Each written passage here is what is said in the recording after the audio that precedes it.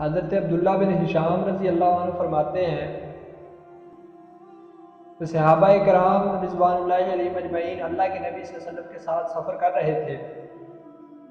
اور سفر کے اندر جناب عمر بن خطاب رضی اللہ تعالیٰ عنہ بھی رسول اللہ صلی اللہ علیہ وسلم کی معیت کے اندر تھے۔ آپ علیہ الصلوۃ والسلام جناب عمر رضی اللہ تعالیٰ عنہ سے پیار کی، محبت کی، الفت کی باتیں کر رہے تھے، تو جناب عمر رضی اللہ تعالیٰ عنہ فرمانے لگے اللہ کے نبی لَأَنْتَ أَحَبَّ إِلَيَّ مِنْ كُلِّ شَيْءٍ إِلَّا نَفْسِي، مجھے آپ ہر چیز سے زیادہ محبوب ہیں، ہر چیز ایک طرف ہو، آپ ایک طرف ہو، مجھے آپ ہر چیز سے زیادہ محبوب ہیں، لیکن اپنی جان سے بڑھ کے میں محبت نہیں کرتا۔ اللہ کے نبی صلی اللہ علیہ وسلم نے فرمایا لا یؤمن احدکم حتی اکون احب الیہ من نفسہ،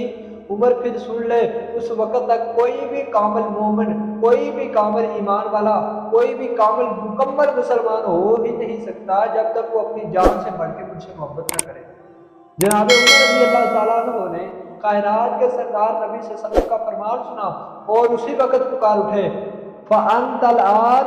اللہ کے نبی صلی اللہ علیہ وسلم جی آپ مجھے میری جان سے بھی زیادہ محبوب ہے۔ کائنات کے نبی کا فرمان سنا، اسی وقت گردن جھکا لی۔ شاعر نے کیا خوب کہا ہے، مصور کھینچ وہ نقشہ جس میں یہ صفائی ہو، ادھر فرمان محمد ہو، ادھر گردن جھکائی۔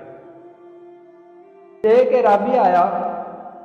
کہنے لگا اللہ کے نبی بتائیں بس قیامت کب آئے گی؟ اللہ کے نبی صلی اللہ علیہ وسلم نے فرمایا ما عادت رہا، بتا تو نے تیاری کیا کی؟ کہنے لگا اللہ کے نبی زیادہ تیاری تو نہیں کی،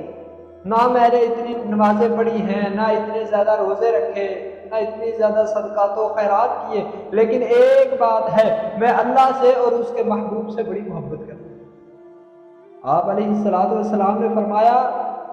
فَإِنَّكَ مَعَ مَنْ أَحْبَبْتَ، قیامت کے دن تو اسی کے ساتھ ہوگا جس سے تو محبت کرتا ہے۔ محمد صلی اللہ علیہ وسلم، محمد کی جس دل میں الفت نہ ہوگی سمجھ لو کہ قسمت میں جنت نہ ہوگی، بھٹکتا رہا ہے، بھٹکتا رہے گا۔ محمد سے جس کو عقیدت نہ ہوگی